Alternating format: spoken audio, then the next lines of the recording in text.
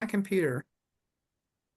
Hey, everybody, welcome for another episode of Spirituality for Your Mother. Hope you're doing good. I hope everybody in your family's doing good, including your mom. I'm here today with the amazing author Catrina Cabe. Did I say your last name right? Cabe? Yes, you C-A-B? did. Yes. And this is her new book, Four-Eyed Monkey, and it's a memoir about her life. And I'm not quite sure how we came to be friends in the world, but I've been following you for a while, and you just every time you write something, I'm like, wow, she's such a great writer, and you really connect with the depth of pain and beauty, and you're just a gifted uh, wordsmith in that way. So I love the book. I hope everybody will go out and buy it. I want to talk about the book today, but I also want to talk about the work that you do in the world and all the things that you're up to. So, um, let's dive into that. Tell the audience a little bit about the work that you do in the world today, and why you do that work. I would love to. I work for Include Me Advocacy Group. You know that I had my own organization for 8 years, Cry for the Broken. And it came to a close 3 years ago. I think it's still running under a different name, but right now I'm doing Include Me Advocacy Group, and we support people with disabilities. So I support people in the community that maybe they don't feel like they fit in, maybe they don't have a lot of friends. And I really resonate with that with my history of 20 years of homelessness and drug addiction and prostitution, feeling like an outcast. So it's really neat to be able to go out into the community and make a difference with these people. Well, I'm so grateful for your work for folks, and tell everybody where you're located in the world. Chattanooga, Tennessee. And I saw that an acquaintance of mine, Anna Galladay, just won y'all's Tennessee election for a congressperson up there, and I know she was in Chattanooga for a while. So I was like, Okay. wow, y'all got a lot of stuff going on. The arts district is so big in Chattanooga too. It really is. It really is. I spend quite a bit of time in the arts district with my clients. That's very cool. Hmm. Well, let's dive into your book. First of all, I read it. It was heart-wrenching. There was a lot of trauma and a lot of pain in it, and I mean, you're just a miracle that you're alive, first of all. If you know, if anybody hasn't told you that recently, like there's obviously a reason that you are still alive and walking. I mean, there was just so many escapes from death and pain and horror. I was just looking through some of your book, and some of the things that you said just really resonated. um And one thing was when you were talking about your daddy, and he had that beard, and he said, "Are you embarrassed of me?" Uh-huh. And you said, "No, are you embarrassed of me and my tattoos and purple hair?" And you said, "I could never be ashamed of him because I believed he hung the moon." And I'd love to hear about your relationship with him, and yeah, and just more about that and how special it was for you. Yeah, absolutely. So there's so much that I didn't put in the book, like the fact that he called me Cecil. From the first time that he ever met me, he called me Cecil. And even in kindergarten, I thought that that was my name and I wouldn't answer to Katrina or my first name in kindergarten. They had to figure out who I was because my name was Cecil. Um, he was really good at being present. I want to say that about my daddy. Like if we wanted to go spend the summers with him on school break, we were able to do that. And no matter where he was or what situation he was in, he always welcomed us with open arms to come and visit him and be with him. I love that. I love that he was just a loving guy. And he played the drums at the little Pentecostal church that you grew up in? He did. He would play the drums anywhere that anybody would let him. Oh, that's rad. Yeah. Uh, I remember you talking about how you felt valuable in church, and how you felt loved. And for you, would you say that church was a safe place for you? Absolutely, absolutely. And I'm so grateful that church was instilled in me as such a young person because that feeling of value, that feeling of belonging is what I always wanted to return to as an adult, as a broken adult. Well, as I was reading and I saw in chapter two where you're talking about some of the daddy issues and everything, I also and the kids just calling you names and just horrible stuff and things like that. The four-eyed monkey and everything. Um, I also saw that your dad made you eat all the food that was on your plate. Uh, I laughed about that because my own grandmother, anytime that I would show emotion, she would give me a piece of cake. Like if, as soon as I started to tear up, she'd be like, "Come on, baby, eat some cake." And I was like, "Why am I Yeah. fat?" And then I was like, "Oh yeah, I shoved my emotions into food." But I was wondering if that food issue, if that caused any food addictions or food or like body issues for you, and how you and I know you address some of this in your book, but like how any of that worked out in your life and the ways in which you felt about yourself and your own self-worth. Well, I always say that I have the opposite of body dysmorphia because I think I'm skinnier than what I actually am. But the food thing was a little more extreme than what I went into detail in the book because I didn't write the book to bash anybody or to, put the worst of them out there. But honestly, the food thing was pretty extreme. He would pile my plate really high like he would pile his and demand that I eat every bit of it. Just these impossible tasks that could not be done. This inescapable trouble that I would get into because I just absolutely couldn't perform the tasks that he was asking me to do. And I just never understood what his fascination was with me eating so much food. Yeah, that's weird that he would do that. I mean, maybe, maybe he had his own issues with food insecurity as a child, and I don't know, Hmm. it was just making sure that you ate a lot. It was crazy. Um, you were talking about your mom and her drinking and how she would always blame you. And was your mother always drinking that you can remember? My mother was drinking from the time that I was 7 until just about a month ago when she put it down and she has not picked it up since. It's an absolute miracle. It coincides with the release of this book. She made this decision to just stop drinking all of a sudden and she got super sick and was in the hospital and I was up there with her. But she's doing so much better now and has no desire to drink and I'm just so proud of her. That's amazing. That's awesome Yeah. that she had that experience. Do do you think you said it coincides with this release of the book. Do you feel like your relationship with you and your mom has gotten better over the years? Yeah, absolutely. Absolutely. I've had to have some boundaries with my mom over the years because of her drinking. Um, but especially now that she's not drinking and I don't have to have those walls Yeah. built up in my life to keep her out.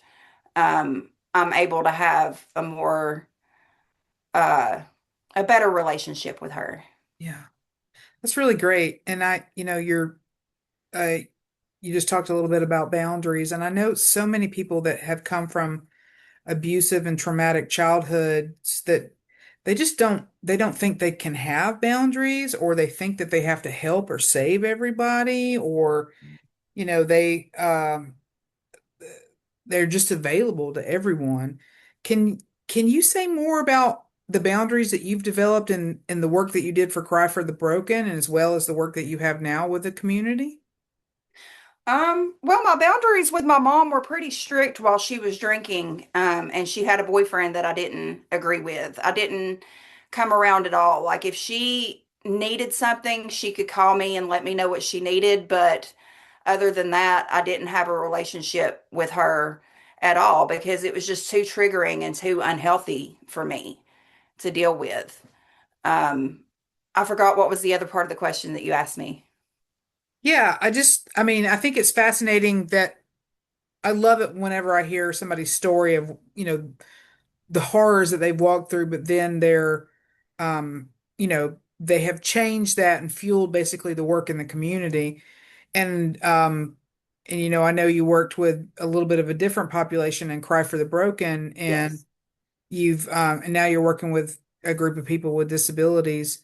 But what boundaries do you have to have at work? Do you feel like, I mean, I know that so many people are going into ministry now or going into nonprofit work, and they have this hope that they're going to save somebody or fix somebody.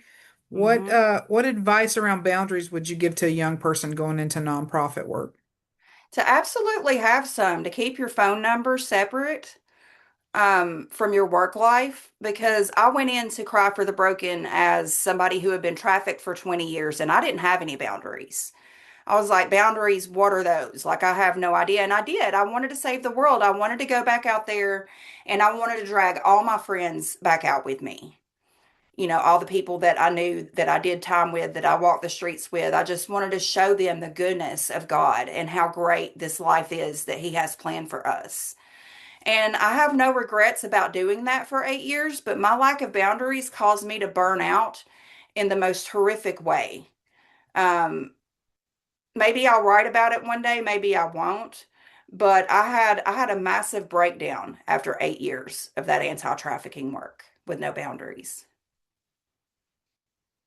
Yeah, I hear that. I think a lot of people that are in helping professions and pastors as well. I mean, I think a lot of them have a very high score on the ACE test, the adverse childhood, experiences test, and they go into this work, hoping to save everybody. As one of my friends that used to work with sex workers called it Captain Save-A-Ho mentality. But Yeah, yeah, I it's kind of funny. But yeah, we really have to do the work on ourselves and continue the healing work on ourselves. And I think somehow in that we live a life of wholeness and healing, and and we can be with people, but we're not there to save people. right. I like to walk alongside people, Beck. Yeah. That's what I enjoy more than anything else in the world, is just being a witness to what God has planned for somebody and seeing somebody who's willing to accept whatever that gift is. To be witness to that is like all that I could ever ask for. I love that. I want to talk a little bit about your faith too, that you kind of that you've always sort of had, and it seemed like even even when you were out there just trying to survive, really, right? And dealing with life as life was happening to you. It seemed like your heart was always moved towards God and towards Jesus. So I want to talk about your faith, but also before I get to that, you talked about your friends Jack and Steve, and you said they were like Bert and Ernie, except if Bert and Ernie huffed paint and drank. Yeah, That made me yeah. laugh so hard. I thought I was gonna die. But I know you said you couldn't save everybody from your life in the past, but that you had kept some friends. Are there friends now that you've seen walk into their healing and really begin doing some work in their lives? Yeah, absolutely. Especially in my 8 years with Cry for the Broken, I got to walk alongside numerous people who changed their lives, and I still have friends on my Facebook today that I got to walk alongside. It's really neat. I couldn't tell you how many. I never really kept count. It wasn't about that. But yeah, there's some success stories out there that yeah. That's just awesome. Um, so share, tell me more about your faith. I mean, you're actively in a church now. Is it kind of a Baptist church, or what's a church like? What is it like for you?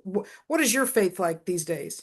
So it's more of a non-denominational church, and the preacher found Jesus in a jail cell 20 years ago. He used to be a drug dealer, so it's like totally my flavor of Kool-Aid. I can resonate with that because I've got jailhouse religion myself. You know, in my book, you see that I found God. I knew God my entire life, but I really found God and started following Him when I was incarcerated, when I was in jail. And the Spirit of God is thicker there than anywhere else in the world that I've ever been. And I've been all over the world, Beck. And I've never had an experience with the Father the way that I did when I was locked down, incarcerated, and had absolutely nothing, because He showed me that He was all that I needed. He was truly all that I needed. The day that I left jail, I was scared to death. I was crying. I was clinging on to my things. I didn't want to leave because I had left God in jail so many times before. But praise him, I brought him out with me this time. And I'm not a Bible beating holy roller. Like, I smoke, I cuss, but I also pray every day. I love Jesus so intimately, so romantically. I love him the way that he loves me. Um, and I love the Jesus of the Bible, not the Jesus that I learned about growing up with the preacher was screaming and they were telling me that I had demons and all of these crazy things. Like, I love the Jesus that I have a personal relationship with. When I was in jail, these church ladies came in and we drew a picture of the cross back and we put all of our stuff, all of our crap on the cross. And that one little exercise was so meaningful to me because I was able to put everything in my life, the living in the van, the walking the streets, the needles in my arms, the relationship with my mother, my horrible relationship with men that stripping taught to me. I was able to hang every bit of that on the cross with Jesus. And that's, in a nutshell, what my relationship with Christ is like today. It's not churchy, it's not Bible thumpy, it's not bubblegum Christiany. It's, I love the brown skin, tan feet of Jesus Christ, my Savior. Oh, you made me cry. Me too. Maybe it was the Holy Ghost, the Holy Spirit. Whew. Let let's go back a little bit. You know, in your book you talked a little bit. You didn't dive into it deeply, but you experienced some religious trauma, especially in that the group of sort of Pentecost. They were sort of Pentecostal charismatic group of folks that were really fixated on demons. Yeah. How can you share? I mean, I know you share some in the book, but can you share a little bit with the readers and the viewers today about that experience and also like what that did to your faith and then how you kind of repaired that, I guess. Yeah. So, like, I want people to know that demons are real. They are extremely and exceedingly real, and they are walking and talking and to and fro from one end of the earth to the other. But to look at a 12, 13-year-old child and tell her that she has one is hugely irresponsible. It is negligent, it is irresponsible, and it is not of the Holy Spirit. Even if you suspect that a child might be wrought with demons, I think to look at them and tell them that about themselves is so destructive to their spirit, to their soul, to their character, to their face in the community. It's just not okay. Um, and luckily, I have a Holy Spirit who let me know that that was not okay and that that was not of Him. I remember walking down the mile-long dirt driveway in North Carolina of B and my daddy's house to leave for the very last time and thinking, I don't know what God that lady back there was talking about, but that is not the God that I know in my heart. Yeah. I'm sorry you went through that, but I'm also glad you had this kind of realization that, God was love. Yeah. No, Um, sorry. no, go ahead. I think that my realization of who Christ and who God is came in that moment that I was walking on Dodds Avenue. Whenever I stomped my feet and was like, Satan, get thee behind me. And I heard the voice that laughed and said, I'm not following you, you're following me. And I was able to reflect in all of the ways that I was actually following him on those streets, getting in and out of men's cars, robbing people, doing drugs, lying, stealing, just doing whatever I could do for my next fix, that I was following the enemy. And so it gave me a perfect map of my future for how to follow God. I'm so grateful to the enemy that he showed me that he showed me what it was like to follow somebody. Does that make sense? Yeah, I think it does. Yeah, I think it, I think our hearers will understand what you're saying about just how to, you know, kind of chase a little bit. So, yeah. Yeah. Did you ever fear for your life during those times? Always. Always. I don't want to go down any road that you don't feel comfortable with. So you please tell me to back up. But was there any moments that you were abused by a John? Yeah, there were a lot of moments over a span of 20 years. I used to call it a job hazard, rape, beatings, being ditched in the middle of nowhere, those homelessness, those things were job hazards. What would you think about? Like if somebody just put you out on a road that was nowhere, no lights or anything, like what were you thinking about in those moments? First of all, I would pray to God that He would keep me safe and that He would send somebody that was safe to pick me up and get me back to where I needed to be. And somehow, I don't know how, I made it through all of those years of behaving that way and being left that way.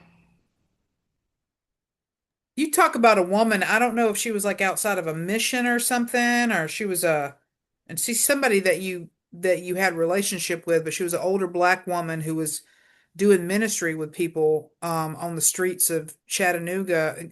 Can you share a little bit about that story that the when you met her and the things that she said to you? Yeah, yeah. So it happened right after the moment that I had under the bridge that we just talked about, and I was screaming. I was screaming at God, do you not see me anymore? Can you not hear me? Like, how long are you going to leave me like this? How long until you rescue me? When is it going to be my turn? And she just comes out of nowhere. And it was raining, it was sleeting, it was snowing. She had no business out on the streets. And she took me by my shoulders and she shook me gently. And she said, He wants to know, are you done? He wants to know, are you through? Because He is sick of your promises and tired of your lies. And He just wants you to come home. And she bought me something to eat. And she told me that I had one more promise to make and break it to Him. And He was going to let me die out there.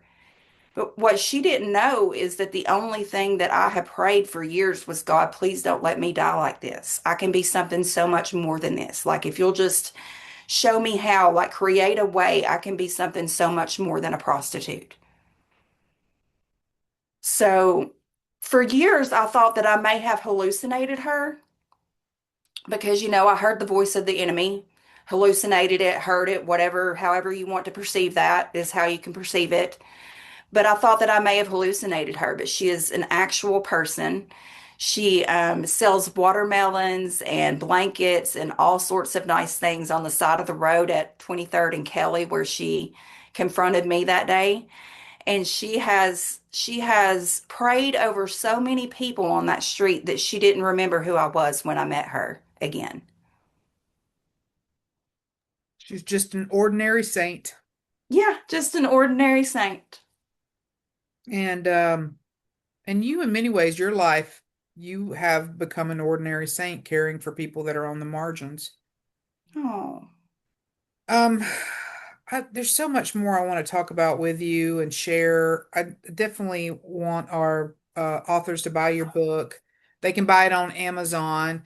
Now, will you be having some copies that they can get signatures with? Are you going to have a book release anytime soon up in Chattanooga? Or are there places that they might be able to how do they connect with you basically is what I want to know. yeah, so anybody can hit me up on Facebook under Catrina Cabe. I'm pretty present on Facebook daily. I'm responsive to messages. You can buy my book on Amazon. I'd love it if you bought my book. I didn't write it to make $1 million. I wrote it because my story matters, just like your story matters. Yes. And Yes. because I didn't live in a van and become homeless and work in sexual exploitation for 20 years for nothing. Yeah.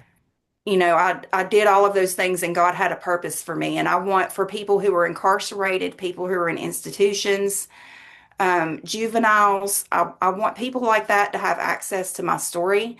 So, like, what I want my readers to know is if my story touches you, then buy some for your local jail, buy Yeah. some for your local juvenile detention center and donate them there. Yeah. That's awesome. That's great. Um, you talk about a life of prostitution, and I could read in your book you having some shame over there, but I just kept thinking about all the prostitutes that were in Jesus's lineage, and then how he made disciples of some of the women that were, doing some stuff. I mean, they were surviving, right? Like they were out Mhm. there surviving, and Jesus takes them on as disciples and loves them and cares for them. And I just think about all the amazing holy women that have come off of the streets and oh, one other thing I wanted to talk about was I wanted to talk about mental health and your mental health. I know that all the trauma definitely can crack us open. I know in my own life, like um I've had breakdowns. I've been in therapy for a long time now. I take special medicine so I make sure I sleep, and God is healing me and continues to heal me through all that. But I think people just don't realize the connection between trauma and mental health, and then how like homelessness or sex work can exasperate it. Can you talk a little bit about some of your mental health struggles that you had being outside, and then also if you can transition to talk about how you're taking care of your mental health now that you're doing the work. Yeah, so I have borderline personality disorder. I don't know if you know what that is, but it's like the worst one that you can possibly get. It's every therapist's nightmare. And when I was younger, it caused me to self-harm. I did a lot of cutting and self-harm, some suicide attempts, a lot of promiscuity, things like that. And now that I'm older, and I'm sober, it's more under control. I still have some irrational thoughts and fears that I deal with on a daily basis. Like if I get in my car, I'm going to wreck my truck is my newest, craziest like quirk. Um, but I pray through it and I just ask God to guide my day. And he's faithful to do that. I'm also, I take my Prozac, I take my Abilify like I'm supposed to, and it really helps me to navigate my mental health struggles. I think oftentimes like with mental health with people that are neurodivergent like you and I that have diagnoses, I think we have access to a different type of spirituality as well, kind of a little bit of what I might even call mysticism. Mhm. But I definitely, you were talking about that I hallucinate, and then she was real, and I was like, I don't know that, I mean, obviously we take our medicine and we work through our triggers and stuff, but there's just a place out there that of things that we just can't explain. And, like Paul says in scripture, we see in part, we prophesy in part. One day we'll know in full. And I'd love for you to tell me about any mystical experiences that you had along the way, or any mystical experiences you've had with our friends that are, having that have disabilities. I'd love to hear about that. Yeah, so goodness, mystical. Let's see. Um, I had something and it completely left my mind. I was ministering on the streets one day and one of my girls came up to me and her neck was really crooked in an unnatural bent way. And I was like, "Hey," and stated her name. "Are you okay? What's going on?" And she said that she was a Leviathan. And she was not somebody who would have readily used that word or have probably known what that word meant. But when I looked it up, it was a demon that affected the neck. Yeah. So that was a pretty mystical thing that I came across. I'll share a story with you that I don't share with very many people, but I'll share it with my listeners today. Um, I didn't write about the beatings and the rapes and the prostitution and all of that because I didn't want my book to be a trauma log. Sure. If you notice, I try to put little stories in there and little funny things to help the reader along the way as they're digesting all of this trauma that I'm writing about. But I was walking along a back street of Chattanooga early one morning when I hear a tap, tap, tap, tap, tap on the window of the house beside me. And I look up and there's a man in there tap, tap, tapping on the window. So I went to the door and he let me in. Um, Long story short, this man pinned me down into the floor with two other men behind him. And I told him, take whatever you want. Here's my purse, here's my stuff. And he said, I don't want to rape you, I want to kill you. And so I'm down on the ground. He's choking me. The other man has got his hand over my mouth, and I'm biting him just as hard as I could possibly bite him, trying to get up off the floor.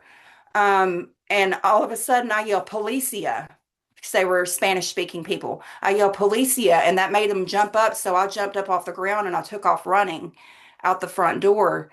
And I was sitting in the road, like kneeled in the road, trying to catch my breath. It's funny, like when you're being strangled, you don't think about it. You think once you get loose, you can breathe again, but it takes a while to be able to breathe again after you've been strangled like that.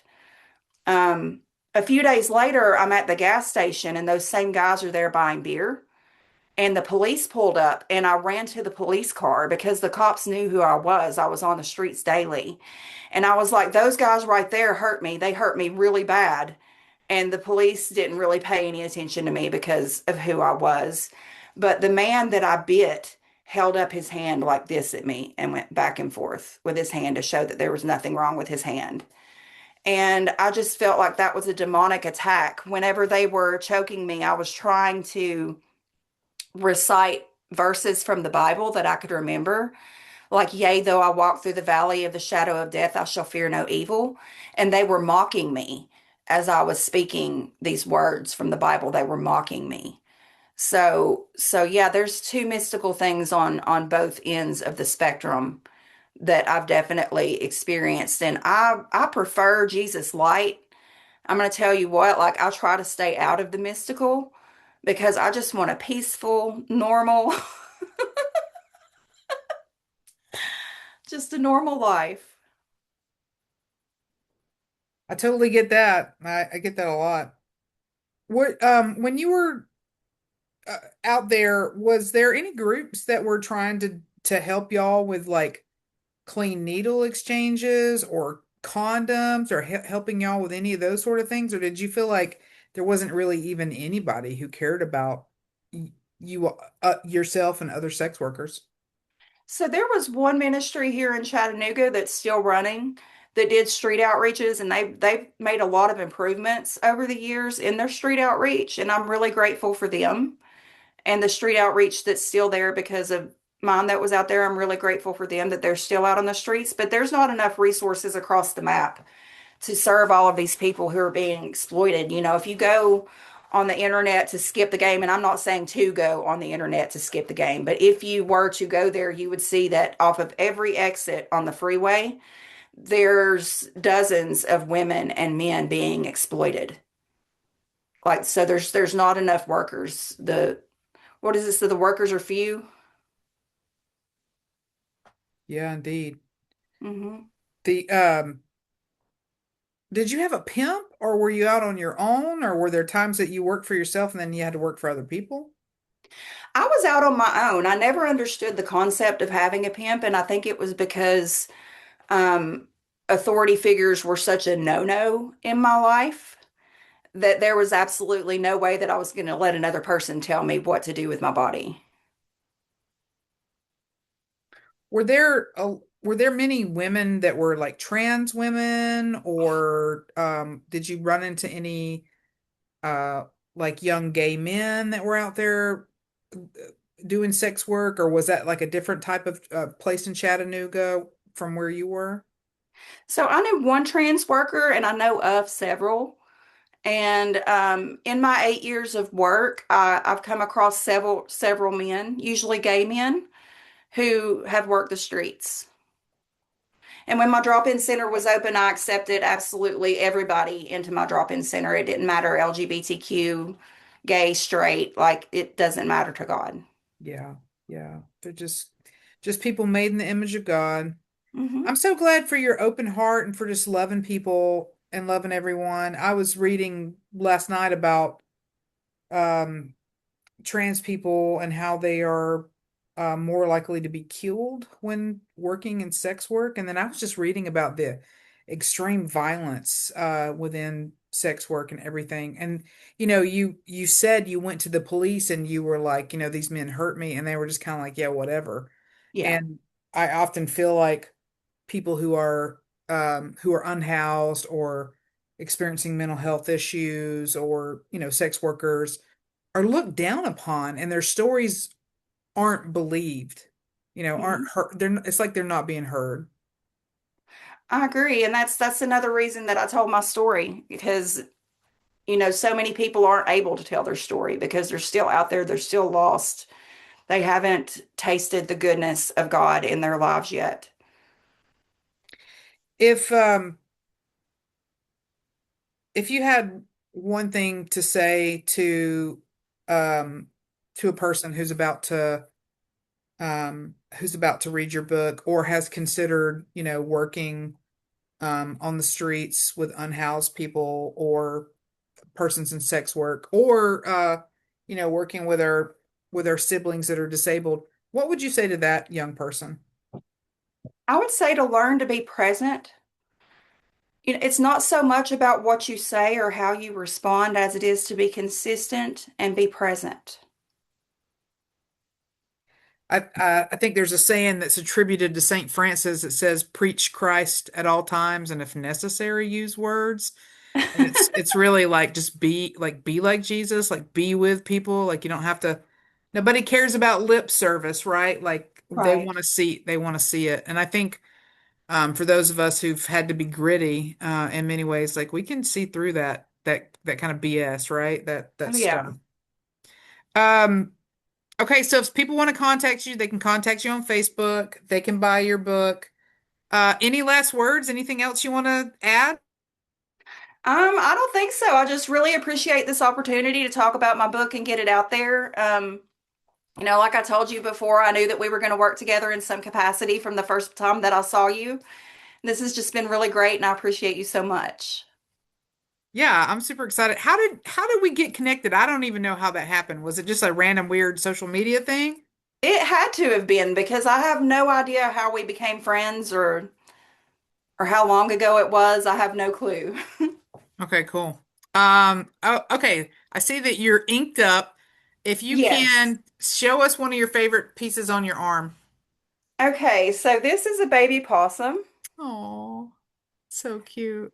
and I was absolutely horrified of possums. I had one hiss at me in Panama City Beach. And so I was going through a time when I couldn't understand how God could possibly love me as wretched and awful as I was. Mm, yeah. So I made a conscious decision to love possums instead of fearing them and hating them. Oh. And the craziest thing, God started dropping them off at my doorstep, literally. They would come and eat the cat food. One of them dropped a baby, like I had to rescue it. So, yeah, that's my possum. Oh, that's so cute. Awesome. All right, last question before we tell our audience goodbye. What's your next book going to be about?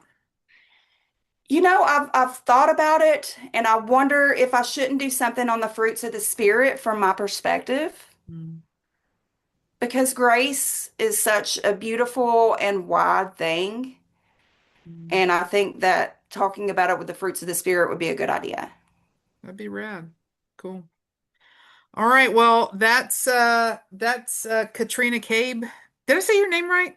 You did, you Okay, good. did. Good, good, good. All right, Katrina Cabe, everybody. And this is her memoir, Four-Eyed Monkey. There's some trauma in there, so disclaimer as you read it. And then as always, I'll put out a assault line if you need to talk with somebody about assault, and the crisis line if you need to talk to somebody about crisis. But thank you for listening to Spirituality for Your Mother.